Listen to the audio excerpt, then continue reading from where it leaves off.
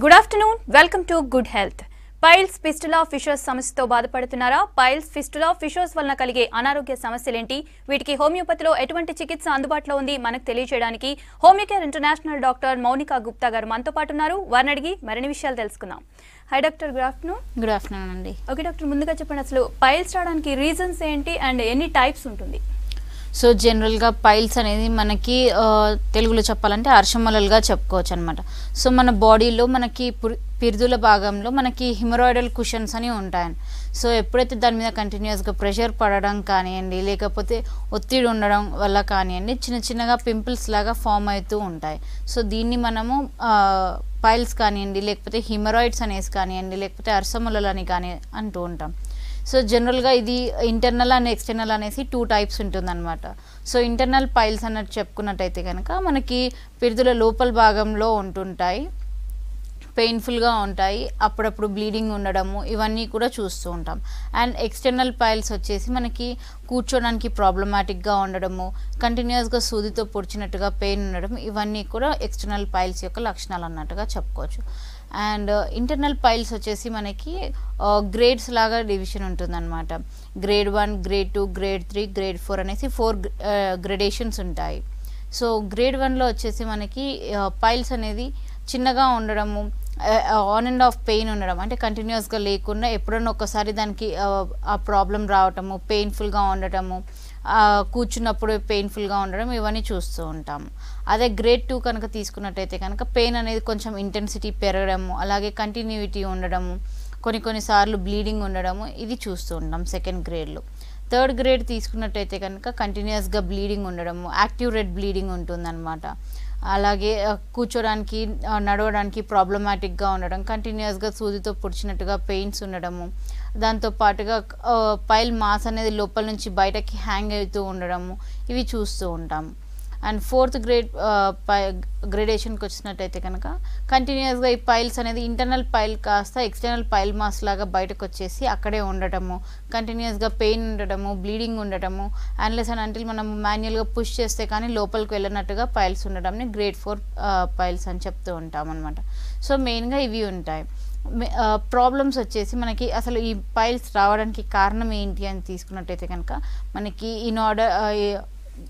Food habits అనేది సరిగ్గా లేకపోవడం, అంటే లైక్ వాటర్ ఎక్కువగా తీసుకోకపోవడం వల్ల కానివ్వండి, లేకపోతే ఫైబర్ డైట్ సరిగ్గా తీసుకోకపోవడం వల్ల కానివ్వండి, ఇవన్నీ తీసుకున్నా కానివ్వండి, మన స్పైసీ ఫుడ్స్ ఎక్కువ తీసుకుంటున్నారు, యాక్టివిటీస్ ఎక్కువ లేవు, సెడెంటరీ లైఫ్ స్టైల్ మెయింటైన్ చేస్తున్నామంటే దానివల్ల కూడా ఇవి వచ్చే ఛాన్సెస్ ఉంటాయి. అండ్ కాన్స్టిపేషన్ ఉన్న పేషెంట్స్లో ఎక్కువగా చూస్తూ ఉంటాం. అంటే కాన్స్టిపేషన్ అంటే మోషన్ సరిగ్గా పాస్ అవ్వలేకపోవడం కానివ్వండి, అజీర్తిగా ఉండడం వల్ల కానివ్వండి, మలబద్ధకం ఉండడంని మనం కాన్స్టిపేషన్ అని చెప్తూ ఉంటాం. సో ఎప్పుడైతే ఇది కంటిన్యూస్గా కాన్స్టిపేటెడ్గా ఉంటాయి, స్టూల్స్ హార్డ్గా వస్తుంటాయి, వాళ్ళు కంటిన్యూస్గా ప్రెషర్ చేయాల్సిన అవసరం ఉంటుంది అంటే కనుక అక్కడ కంపల్సరీగా చిన్నగా మనకి ఆ వీనస్ స్ట్రక్చర్స్ ఏవైతే ఉంటాయో, అంటే సిరులు, రక్తనాళాలు, సిరులు ఏవైతే ఉంటాయో దానిలో మెల్లిమెల్లిగా చేంజెస్ రావడం స్టార్ట్ అయిపోతూ ఉంటుందని. కంటిన్యూస్గా ప్రెషర్ వేయడం వల్ల ఆ సిరులు అనేది కాస్త ఉబ్బడం స్టార్ట్ అవుతూ ఉంటుంది. సో మెల్లిగా లోపల పక్క ఉబ్బినట్టయితే కనుక ఇంటర్నల్ పైల్స్ అనేసి, అదే బయట పక్క ఉబ్బినట్టయితే కనుక ఎక్స్టర్నల్ పైల్స్ అనేసి చెప్తూ ఉంటాం. సో ఈ ఉబ్బిన సిరులు కాస్త బయటకి హ్యాంగ్ అవ్వటము, దానిలో నుంచి రక్తం రావటం, ఇవన్నీ చూస్తూ ఉంటాం. ఓకే డాక్టర్, అయితే పైల్స్, ఫిషర్స్, ఫిస్టుల మధ్య డిఫరెన్స్ ఏంటి డాక్టర్?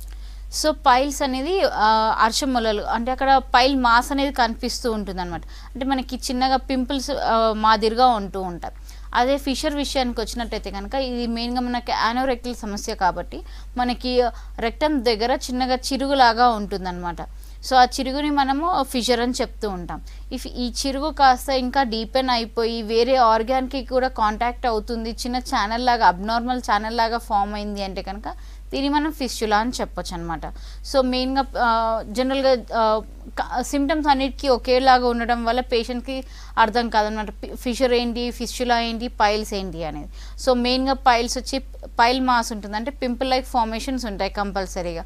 అదే ఫిషర్ విషయానికి వచ్చినట్టయితే కనుక అక్కడ కంటిన్యూస్గా ఇచ్చింగ్ అనేది, బర్నింగ్ పెయిన్ అనేది, మోషన్కి వెళ్ళినప్పుడల్లా కూడా అక్కడ మనకి ఏదైనా నార్మల్ స్కిన్ మీద చిరిగినప్పుడు కానివ్వండి, లేకపోతే క్రాక్ స్కిన్ ఉన్నప్పుడు ఎలాంటి సెన్సేషన్ అయితే ఉంటుందో, పెయిన్ అయితే ఏదైతే ఉంటుందో అది సేమ్ మనకి ఫిషర్ ఏరియాలో కూడా వస్తుంది అనమాట.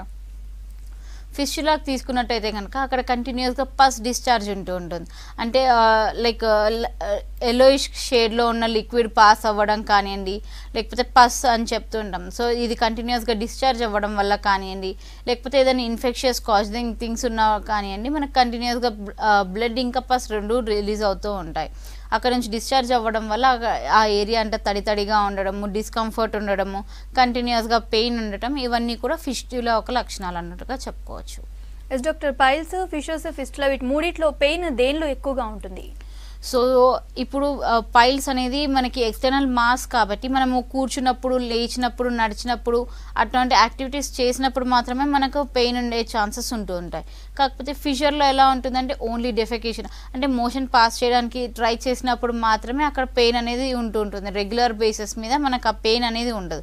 కానీ ఫిష్ల విషయానికి తీసుకున్నట్టయితే అక్కడ అబ్నార్మల్ ప్యాసేజ్ ఫామ్ అవ్వడము, అంటే మనకు జనరల్గా బాడీలో లేనిది అలానే ఎక్స్ట్రా బాడీ జనరల్ గ్రోత్ కాకుండా డీజనరేటివ్గా చేంజెస్ జరగడం వల్ల, అక్కడ డిస్ట్రక్షన్ అనేది జరగడం వల్ల ఇంకో అక్కడ అబ్నార్మల్ ఛానల్ ఫామ్ అవుతుంది. కాబట్టి కంటిన్యూస్గా పస్ డిశ్చార్జ్ ఉండడము, అది పస్ ఉన్నందుకు టెండర్నెస్ ఉండడం, ఆ ఏరియా అంతా కూడా టచ్ చేసి పెయిన్ఫుల్గా ఉండడం, ఇదంతా ఎక్కువగా ఉంటుంది. కాబట్టి సో పైల్స్ పెయిన్ డిఫరెంట్గా ఉంటుంది, ఫిష్ల పెయిన్ ఎక్కువగానే ఉంటుంది. సో ఈ రెండింటికి కూడా సంబంధించి మనకి పెయిన్ అనేది సివియారిటీని బట్టి, ఎన్ని ఇయర్స్ నుంచి ఉంది, ఎంతగానం ఉంది అనే దాన్ని బట్టి ఉంటుందన్నమాట. If in case pile masses 1 కానీ 2 కానీ ఉంటే ఎక్కువగా పెయిన్ అనిపించదు. కానీ కంటిన్యూస్గా బంచ్ ఆఫ్ గ్రేప్స్ టైప్లో ఉంటూ ఉంటాయి పైల్స్ అనేవి. సో అలాంటివి కూడా మనం చూస్తూ ఉంటాం. సో అలాంటి కేసెస్లో పెయిన్ అనేది విపరీతంగా ఉంటుంది. ఎస్ డాక్టర్, లేడీస్లో చూసుకుంటే ప్రెగ్నెన్సీ టైంలో కొంతమందికి పైల్స్ వస్తూ ఉంటాయి. అసలు అలా ఎందుకు వస్తాయి? అండ్ ఆఫ్టర్ డెలివరీ కూడా ఇది క్యారీ అవుతూ ఉంటుందంటారా? సో జనరల్గా పైల్స్ అనేది మనకి బాడీ వెయిట్ ఎక్కువ ఉండడం వల్ల, అంటే బాడీ మన ఒబేసిటీ పేషెంట్స్లో కూడా చూస్తుంటాం. సో వాళ్ళు వెయిట్ అంతా ఉండడము అండ్ ప్రెగ్నెంట్ విమెన్లో బేబీ ఫార్మేషన్ ఉండడం వల్ల కంటిన్యూస్గా వాళ్ళకు గర్భసంచి ఏదైతే ఉంటుందో దాని అడ్జసెంట్ ఆర్గన్స్ ఏవైతే ఉన్నాయో, అంటే దాని పక్కన ఆర్గన్స్ ఏవైతే ఉన్నాయో, లైక్ యూరినరీ బ్లాడర్ కానివ్వండి, లేకపోతే ఈ యానోరెక్టల్ కెనాల్ కానివ్వండి, ఇది దాని చుట్టుపక్కల ఏరియాస్లో ఉండటం వల్ల ఏమవుతుందంటే యూరినరీ బ్లాడర్ మీద అలాగే దీని మీద కూడా ఎఫెక్ట్ పడుతూ ఉంటుంది. సో కంటిన్యూస్ ప్రెషర్ ఉంటుంది కాబట్టి, అంటే కంటిన్యూస్గా వెయిట్ ఉంటుంది కాబట్టి మనకు అక్కడ సప్లై చేసే రక్తనాళాలు ఏవైతే ఉంటాయో అవి కంపల్సరీగా ఉబ్బడం చూస్తూ ఉంటాం. అండ్ దాంతోపాటుగా ప్రీవియస్ హిస్టరీ ఆఫ్ కాన్స్టిపేషన్ ఉన్న పేషెంట్స్లో ఇది ఎక్కువగా చూస్తూ ఉంటాం. అండ్ ఫిజియోలాజికల్గా చెప్పుకోవచ్చు అనమాట. అంటే ఈ ఫిజియోలాజికల్ అంటే అబ్నార్మల్గా కాదు, అది డిసీజ్ అన్నట్టుగా చెప్పుకోలేం.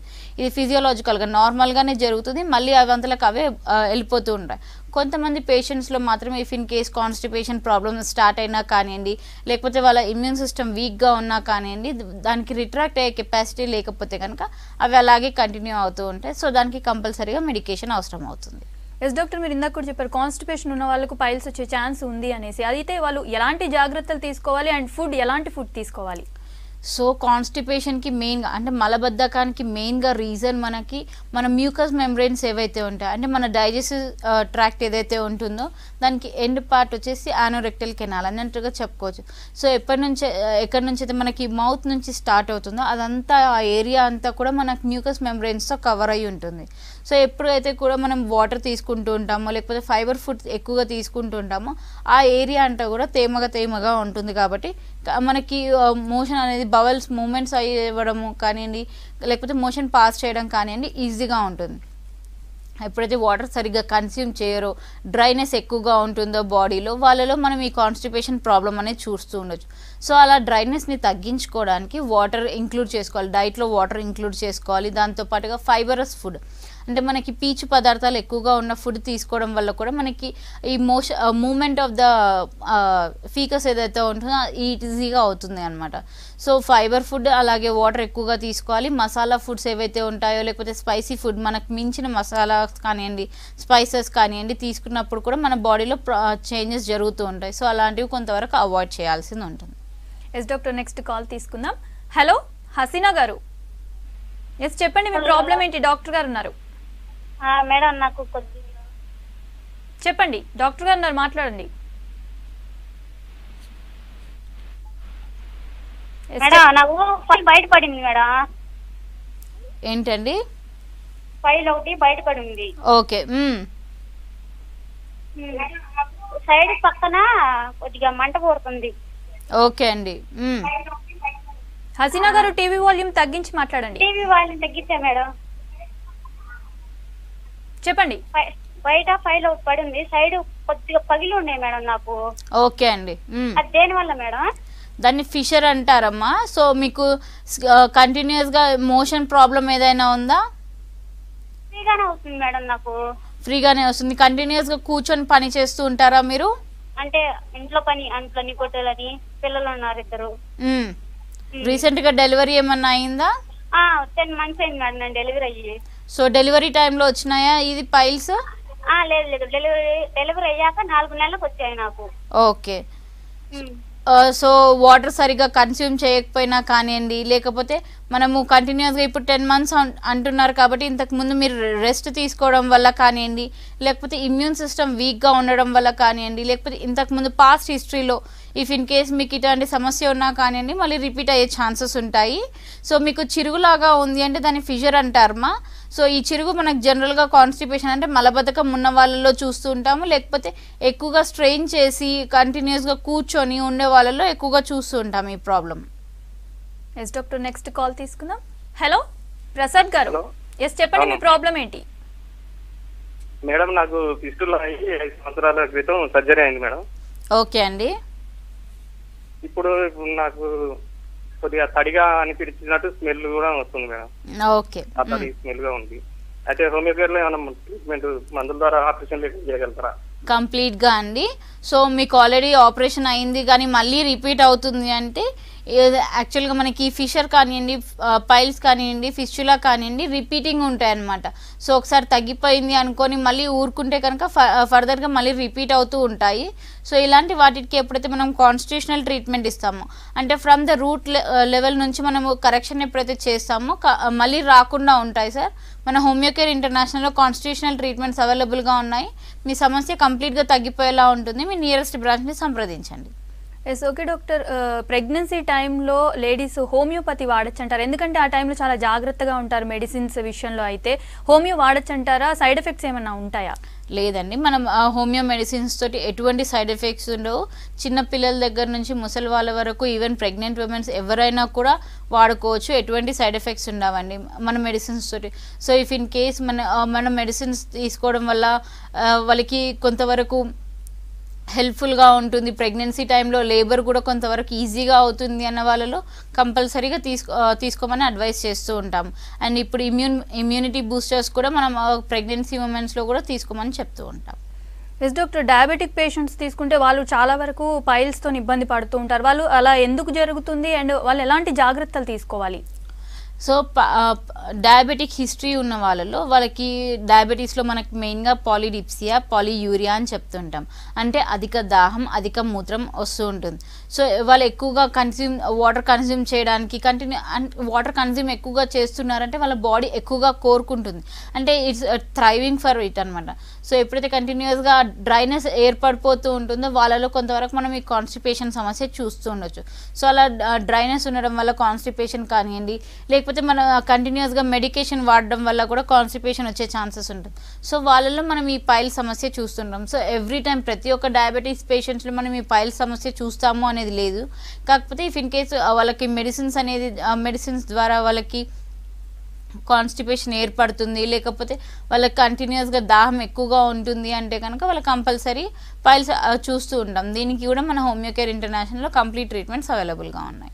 ఎస్, చాలా మంది అయితే ఆపరేషన్స్కి సర్జరీకి వెళ్తూ ఉంటారు, అయినా కానీ మళ్ళీ రికరెన్స్ ఉంటుంది వాళ్ళకి. అయితే హోమియో ద్వారా పూర్తిగా క్యూర్ అయ్యే ఛాన్స్ ఉందంటారా? కంప్లీట్గా అండి. ఎందుకంటే మన హోమియో కేర్లో మనం చేసేది కాన్స్టిట్యూషనల్ ట్రీట్మెంట్ అంటే రూట్ లెవెల్ కాజ్ నుంచి. సో జనరల్గా మనకి ఆపరేషన్ చేయించుకున్నాక పైల్స్కి ఆపరేషన్ చేయించుకున్నారనుకోండి, సో పైల్ మాస్ ఏదైతే బయటకు వచ్చిందో దాని వరకు కట్ చేసేసి అక్కడికి మన ఆపరేషన్ ప్రొసీజర్ చేస్తూ ఉంటారు. కానీ అక్కడ వీన్ ఏదైతే వీక్ అయిందో అంటే ఆ రక్తనాళం ఏదైతే వీక్ అయిందో దాన్ని స్ట్రెంగ్తెన్ చేయట్లేదు, అది బయట గ్రోత్ వచ్చింది దాన్ని కట్ చేస్తున్నాం. సో ఆ వీక్నెస్ అనేది ఆ వెయిన్లో అలాగే ఉండిపోవడం వల్ల కూడా మళ్ళీ ఛాన్సెస్ ఉంటూ ఉంటాయి అనమాట, మళ్ళీ పైల్ మాస్ ఫార్మేషన్ అవ్వటానికి. సో మనం అలాంటి ట్రీట్మెంట్ కాకుండా సో ఆ వెయిన్ని స్ట్రెంగ్తెన్ చేసే విధంగా, ఈ హ్యూమరాయిడల్ కుషన్స్ ఏవైతే ఉంటాయో అవిని స్ట్రెంగ్తెన్ చేసే విధంగా అండ్ ఆల్రెడీ ఫామ్ అయిన పైల్ మాస్ని రిట్రాక్ట్ అయ్యే విధంగా మనం ట్రీట్మెంట్స్ ఇస్తూ ఉంటాం. అండ్ ఇఫ్ ఇన్ కేస్ కొంతమందిలో అవి రిట్రాక్ట్ అవ్వకుండా చిన్నగా స్కిన్ ట్యాగ్ లాగా కూడా మిగిలిపోతూ ఉంటాయి. సో దానివల్ల ఎటువంటి ప్రాబ్లం లేకుండా ఉంటుంది. సో మనము ప్రొసీజర్స్ ఎటువంటి సర్జికల్ ప్రొసీజర్స్ చెయ్యం కాబట్టి అది ఎండ్ ప్రోడక్ట్ని తీసేయట్లేదు, ఫ్రమ్ ద రూట్ మనం ఏదైతే ఉందో అక్కడ నుంచి కరెక్షన్ చేస్తున్నాం కాబట్టి మళ్ళీ రిపీట్ అవ్వకుండా ఉంటుంది అనమాట. ఓకే డాక్టర్, ఏజ్ పరంగా చూస్తే ఏ ఏజ్లో ఉన్న వాళ్ళకు ఎక్కువగా వచ్చే ఛాన్స్ ఉంటుంది, దానికి ఏజ్ రిలేటెడా? సో ఇంతకు ముందు మనం చూసుకున్నట్టయితే ఒక 25 years అబోవ్ ఉన్న వాళ్ళల్లో కానివ్వండి, లేకపోతే మలబద్ధకం ఎక్కువగా ఉన్న వాళ్ళలో కానివ్వండి చూస్తున్నాం ఈ పైల్స్ సమస్య అనేది. కాకపోతే ఈ మధ్య కాలంలో పిల్లల్లో డైట్ సరిగ్గా లేకపోవడం వల్ల, అలాగే వాటర్ సరిగ్గా కన్జ్యూమ్ చేయకపోవడం వల్ల, oil fried deep fried foods ఎక్కువగా తీసుకోవడం వల్ల చిన్న పిల్లల నుంచి పెద్దవాళ్ళ వరకు అందరిలో మనం చూస్తూ ఉండొచ్చు. సో దీనికి ఎటువంటి ఏజ్ లిమిట్ లేకుండా అయిపోయింది, అలాగే మేల్ ఆర్ ఫీమేల్ ఎటువంటి డిఫరెన్సియేషన్ లేకుండా ఉంది. సో ఏ వయసులో వాళ్ళకన్నా అటాక్ అవ్వచ్చు. సో దానికోసం మనం రెగ్యులర్గా డైట్లో వాటర్ ఎక్కువగా ఇంక్లూడ్ చేసుకోవాల్సింది ఉంటుంది, అలాగే ఫైబరస్ ఫుడ్ ఎక్కువగా ఇంక్లూడ్ చేసుకోవాల్సింది ఉంటుంది. ఎస్ డాక్టర్, నెక్స్ట్ కాల్ తీసుకుందాం. హలో రేణుకా గారు, ఎస్ చెప్పండి మీ ప్రాబ్లం ఏంటి? నాకు ఫిషర్ ఉందని అనుకుంటున్నాను, అది ట్రీట్మెంట్ కోసం కాల్ చేస్తాను. 1 year అవుతుంది. ఓకే అండి, సో పెయిన్ ఉంటుంది, ఆ చుట్టుపక్కలంతా ఇచ్చింగ్ ఉంటుందా? ఎగ్జాక్ట్లీ క్రాక్స్ లాగా వచ్చినట్టు ఉంటుంది. ఓకే, ఇంకా పింపుల్స్ లాగా కూడా ఉంది. ఓకే, సో నేను ఆల్రెడీ ఇక్కడ ట్రీట్మెంట్ తీసుకుంటున్నాను, మెడిసిన్ యూజ్ చేస్తున్నాను. అంటే సర్జరీతో తగ్గుతుందా లేకపోతే ఓన్లీ మెడిసిన్ తో తగ్గుతుందా అన్నది తెలియట్లేదు. మన హోమియో కేర్ లో కాన్స్టిట్యూషనల్ మెడిసిన్ ద్వారా కంప్లీట్ గా క్యూర్ అవుతుందండి. సో సర్జికల్ ప్రొసీజర్ చేయడం వల్ల కూడా మళ్ళీ రిపీట్ అయ్యే ఛాన్సెస్ ఉంటాయి. సో ఆ పాయింట్ లో కాకపోతే మళ్ళీ వేరే పాయింట్ లో ఏర్పడుతూ ఉంటాయి అన్నమాట. సో అలా కాకుండా కంప్లీట్ ట్రీట్మెంట్ అంటే 1 year నుంచి మీరు బాధపడుతున్నారు, ఆల్రెడీ మెడిసిన్స్ వాడుతున్నారు, కానీ కాన్స్టిట్యూషనల్ ట్రీట్మెంట్ ఎప్పుడైతే మీరు తీసుకుంటారో అప్పుడే కంప్లీట్గా రిజల్ట్స్ ఉంటాయండి. సో ఒకసారి మీ నియరెస్ట్ హోమియో కేర్ బ్రాంచ్ని సంప్రదించండి. ఎస్ డాక్టర్, దీనివల్ల ఇంకేమైనా హెల్త్ కాంప్లికేషన్స్ వచ్చే ఛాన్సెస్ ఉన్నాయా? సో మనం ఇప్పుడు గ్రేడ్ 3 కానివ్వండి, గ్రేడ్ 4 పైల్స్ హిమరాయిడ్స్లో తీసుకున్నట్టయితే కనుక బ్లీడింగ్ ఎక్కువగా ఉంటుంది. సో కంటిన్యూస్గా బ్లీడింగ్ ఉండడం వల్ల ఒక్కోసారి పేషెంట్స్ అనిమిక్ అవుతూ ఉంటారు, రక్తహీనత వల్ల కొంతవరకు ప్రాబ్లం ఏర్పడుతూ ఉంటుంది. దాంతోపాటుగా సైకలాజికల్గా వాళ్ళు ఎక్కడైనా కూర్చోవాలన్నా కానివ్వండి, పబ్లిక్లో వెళ్ళాలన్నా కానివ్వండి వాళ్ళకి ప్రాబ్లమాటిక్గా ఉంటుంది. సో సైకలాజికల్గా కానివ్వండి, అనిమిక్ అవ్వడం వల్ల కానివ్వండి, అండ్ కంటిన్యూస్గా ఫిస్చులా ఉన్న వాళ్ళలో చూసుకున్నట్టయితే అది అబ్నార్మల్ ఛానల్ ఫామ్ అవుతుంది, అక్కడ మనకి బ్యాక్టీరియల్ గ్రోత్ ఎక్కువగా ఉంటుంది. సో ఇటువంటి బ్యాక్టీరియల్ గ్రోత్ ఎక్కువగా ఉన్నప్పుడు మనం కంటిన్యూస్గా రెగ్యులర్గా క్లీన్ చేసుకోవాల్సిన అవసరం ఉంటుంది. అండ్ ఇందాక మనకు పేషెంట్ ఎలా అయితే చెప్పారో స్మెల్ కూడా వస్తుంది. సో దగ్గరికి ఎవరైనా వచ్చినప్పుడు స్మెల్ రావడము, అలాంటి కాంప్లికేషన్స్, సైకలాజికల్గా వాళ్ళు సొసైటీలో వెళ్ళడానికి ప్రాబ్లమాటిక్గా ఉండడం, ఇవన్నీ చూస్తూ ఉంటాం అనమాట. అండ్ ఇఫ్ ఇన్ కేస్ ఈ ఫిస్చులా ఫీమేల్లో తీసుకున్నట్టయితే ఈ ఫిస్చులా కాస్త గర్భసంచికి కానివ్వండి, లేకపోతే అడ్జసెంట్ ఆర్గన్ ఏదైతే ఉందో దానికి కానీ if in case abnormal channel form చేసినట్టయితే కనుక అది వేరే కాంప్లికేషన్స్ ఏర్పడే ఛాన్సెస్ ఉంటాయి. ఇఫ్ ఇన్ కేస్ గర్భసంచికి ఛానల్ లాగా మారి అక్కడ కనుక ఇన్ఫెక్షన్ అయినట్టయితే కనుక మళ్ళీ గర్భసంచి తీసేయాల్సిన అవసరం వస్తూ ఉంటుంది. సో ఇలా కాకుండా ఇనీషియల్ స్టేజెస్లో ఉన్నప్పుడే వాళ్ళు కంప్లీట్గా ట్రీట్మెంట్ తీసుకున్నట్టయితే మళ్ళీ రాకుండా ఉంటుంది, ఉన్న కాంప్లికేషన్స్ అన్నీ కూడా తగ్గిపోతాయి. ఎస్ డాక్టర్, నెక్స్ట్ కాల్ తీసుకుందాం. హలో నరసింహులు గారు, ఎస్ చెప్పండి మీ ప్రాబ్లం ఏంటి? చెప్పండి. మేడం ఓకే అండి, ఎస్ టీవీ వాల్యూమ్ తగ్గించి మాట్లాడండి నరసింహులు గారు. మేడం చెప్పండి సార్.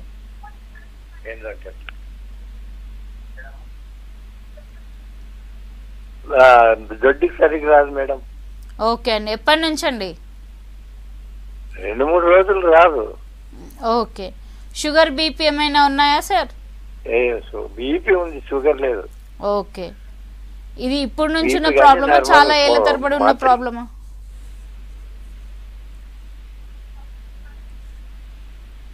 ఏంటండి? Hello madam. ఇది ఇప్పటి నుంచి 2-3 రోజులు రాదు మేడం. ఓకే అండి, సరే. సో వాటర్ ఎక్కువగా తీసుకుంటారా, నీళ్ళు ఎక్కువ తాగుతారా? ఉమ్. ఓకే అండి. సో ఈ బలబద్ధకం ఉన్న ప్రాబ్లమ్కి కూడా మనకి కంప్లీట్ సొల్యూషన్స్ అవైలబుల్గా ఉన్నాయి.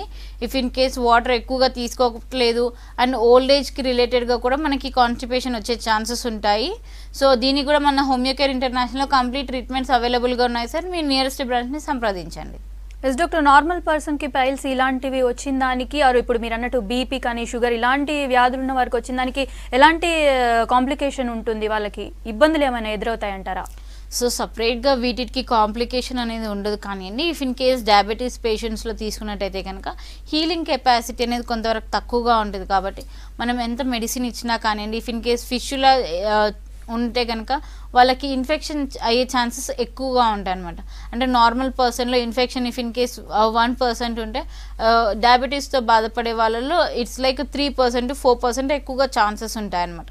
సో డయాబెటిక్ పేషెంట్స్ ఎక్కువగా మనకి మైక్రోబియల్ కాంటాక్ట్ని ఎక్కువగా అట్రాక్ట్ చేస్తూ ఉంటుంది. కాబట్టి ఆ ఇన్ఫెక్షన్స్ పస్ ఏదైతే ఉంటుందో అది అధికంగా ఉండడము, దానివల్ల స్మెల్ ఎక్కువగా అవ్వటము, ఇది ఎక్కువగా చూస్తున్నాం. సో కంపారిటివ్లీ నార్మల్ పర్సన్స్ అంటే వితౌట్ ఎనీ కోమార్బిడిటీస్ ఉన్న పర్సన్స్తో కంపేర్ చేసుకుంటే డయాబెటీస్ వాళ్ళలో కొంతవరకు రిస్క్ ఎక్కువగా ఉంటుంది. కాబట్టి కంప్లీట్గా ట్రీట్మెంట్ అవసరం అని చెప్పొచ్చు. ఎస్ డాక్టర్, అసలు ఎక్కువగా ఎవరిలో వచ్చే ఛాన్స్ ఉంటుంది అంటే ప్రొఫెషనల్ వైజ్ చూసుకున్నా కానీ ఎవరిలో ఎక్కువగా వస్తుంటుంది, ఎలాంటి వారిలో?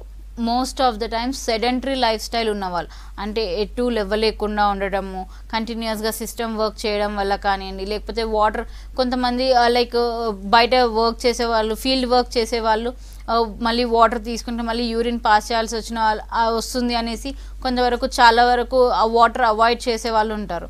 సో వాళ్ళలో కూడా మనం ఈ ప్రాబ్లం ఎక్కువగా చూడొచ్చు ఫీల్డ్ వర్క్ ఉన్న వాళ్ళలో. అలాగే సెడెంటరీ లైఫ్ స్టైల్ ఉన్న వాళ్ళు, కంటిన్యూస్గా సిట్టింగ్ జాబ్ చేసే వాళ్ళలో కూడా మనం ఈ సమస్య ఎక్కువగా చూడొచ్చు. అండ్ వృత్తిపరంగా బయట కంటిన్యూస్గా బయట తిరగడం కానివ్వండి, తినడం వల్ల కానివ్వండి, ఆ స్పైసీ ఫుడ్ తినడము, లేకపోతే మనకు సూటబుల్ రెగ్యులర్ హోమ్ ఫుడ్ కాకుండా అవుట్ సైడ్ ఫుడ్ తీసుకోవడం వల్ల మనకు కొంతవరకు గ్యాస్ట్రిక్ డిస్టర్బెన్సెస్ అవ్వడం వల్ల కూడా ఈ పైల్స్ ఫిష్యూలా వచ్చే ఛాన్సెస్ ఉంటాయి. కాబట్టి వాళ్ళలో కూడా ఎక్కువగా చూస్తూ ఉండొచ్చు. ఎస్ డాక్టర్, ఈ పైల్స్ ఇలాంటివి వచ్చిన వాళ్ళు అండ్ రాకుండా ఉండటానికి కూడా వాళ్ళకి ఎలాంటి లైఫ్ స్టైల్ ఉండాలి అండ్ ఎలాంటి డైట్ ఫాలో అవ్వాలి? సో డైట్ విషయానికి వచ్చినట్టయితే మెయిన్గా వాళ్ళు వాటర్, ఫైబర్ ఇంటేక్ ఎక్కువగా ఉండాల్సింది ఉంటుంది. అలాగే జిగురు పదార్థాలు ఎక్కువగా ఉన్న ఫుడ్ తీసుకోవడం. ఇప్పుడు కానీ మనం ఫ్లాక్ సీడ్స్ ఉంటాయి, అది ఎక్కువగా ఫైబర్ రిచ్ ఉంటుంది. అలాగే జిగుటుగా వాటర్లో ఎప్పుడైతే మనం నానబెట్టుకొని తీసుకుంటూ ఉంటామో అప్పుడు జిగుటు పదార్థం కూడా ఉంటుంది. సో దానివల్ల కూడా మనం మ్యూకస్ మెంబ్రెన్స్ అనేది ఎప్పుడూ తేమగా ఉండటము, ఫ్రీగా మోషన్ అనేది ఫ్రీగా అవ్వటము, ఇలాంటివి ఉంటాయి. దాంతోపాటు ఆల్రెడీ ఇఫ్ ఇన్ కేస్ వాళ్ళు ఫిషర్తో కానివ్వండి, ఫిస్టులతో కానివ్వండి, పైల్స్తో కానివ్వండి బాధపడుతున్నట్టయితే కనుక ఆల్రెడీ వాళ్ళకి ఏదైతే ఫిస్టుల పర్సన్స్ని తీసుకున్నట్టయితే వాళ్ళకి ఆల్రెడీ బ్యాక్టీరియల్ గ్రోత్ ఉంటుంది. కాబట్టి వాళ్ళు బయట యూరినల్స్ అవాయిడ్ చేయాల్సింది ఉంటుంది. రెగ్యులర్గా హైజీన్ మెయింటైన్ చేయాల్సిన అవసరం ఉంటుంది. వీళ్ళల్లో ఎక్కువగా యాంటీమైక్రోబియల్ ఏజెంట్స్ ఎక్కువగా తీసుకోవాల్సింది ఉంటుంది. అంటే food which is much in nutrition అనమాట. And anti fungal like garlic ఎక్కువగా తీసుకోవడం వల్ల కానివ్వండి, లేకపోతే హాట్ వాటర్ అండ్ లెమన్ ఎక్కువగా తీసుకోవడం వల్ల కానివ్వండి, వీళ్ళకి కొంతవరకు రిలీఫ్ ఉంటుంది. ఎస్ డాక్టర్, పైల్స్ వచ్చిన వాళ్ళకి పైల్స్ వచ్చిందని ఎలా తెలుస్తుంది? సిమ్టమ్స్ ఎలా ఉంటాయి? సో సిమ్టమ్స్ మెయిన్గా వచ్చేసి పెయిన్ అండి. ఆ ఏరియాలో కంటిన్యూస్గా పెయిన్ ఉండడము, అలాగే మోషన్కి పాస్ చేసినప్పుడల్లా కూడా వాళ్ళకి సూదులతో కూర్చున్నట్టుగా పెయిన్ ఉండటం, ఇది మెయిన్గా చూస్తుండొచ్చు. దాంతోపాటుగా వాళ్ళకి అక్కడ చిన్నగా పైల్ మాసెస్ తగలడం, అంటే పింపుల్ లైక్ స్ట్రక్చర్స్ వాళ్ళకి తగలడము, ఇవి కంటిన్యూస్గా ఉన్నట్టయితే కనుక వాళ్ళకి పైల్స్ అన్నట్టుగా చెప్పుకోవచ్చు. అలాగే ఫిషర్ విషయానికి వచ్చినట్టయితే కనుక అక్కడ స్కిన్ క్రాక్ ఎట్లా అవుతుంది అంటే మనకు నార్మల్గా ఈ చలికాలం వచ్చేసరికి స్కిన్లో క్రాక్స్ ఎలా అయితే ఉంటాయో అలాగే సేమ్ అక్కడ యానల్ రీజియన్లో కూడా మనం చూస్తూ ఉంటాం. సో ఇఫ్ ఇన్ కేస్ అలా ఉన్నట్టయితే కనుక దాన్ని ఫిషర్ అనేసి, అలాగే పైల్స్ ఫిష్లా వచ్చేసి దానికి అక్కడ పస్ డిశ్చార్జ్ ఉండడము, దాంతోపాటు కొంతవరకు బ్లడ్ రావటము, స్మెల్ రావటము, ఇవన్నీ చూసినట్టయితే కనుక అది ఫిష్లా అన్నట్టుగా గుర్తించవచ్చు అనమాట. Yes doctor, thank you doctor. Piles ఫిస్టులాకి మంచి ట్రీట్మెంట్ ఉందని చెప్పారు. ఇది ఇవాల్టి good health. Stay tune to V6 news.